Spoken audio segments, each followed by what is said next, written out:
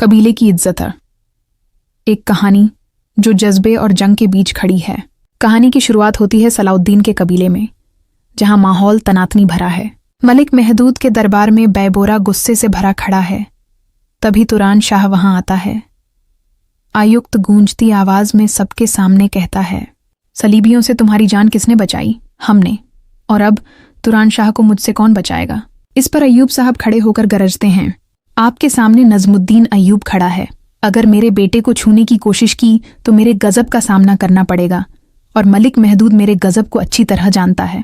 बैबोरा मुस्कुराते हुए जवाब देता है, मुझे सिर्फ जंगल के शेरों के गजब से डर लगता है अय्यूब साहब, और इसलिए मैं आपको अकेला नहीं छोड़ूंगा।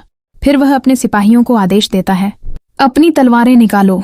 जो कोई भी कबीले से बाहर जाना चाहे उसे सबसे पहले हमारी तलवारों से गुजरना होगा। ये सुनते ही कुछ जासूस चुपचाप वहां से खिसक जाते हैं। इसके बाद बैबोरा सभी को भरोसा दिलाता है, घबराओ मत, मलिक महदूद बातचीत के नतीजों के साथ लौटेंगे। तुम सब अपना सामान तैयार रखना। सीन बदलता है। अब हम पहुंचते हैं महल में, जहां सुल्तान नूरुद्दीन सभा कर रहे हैं।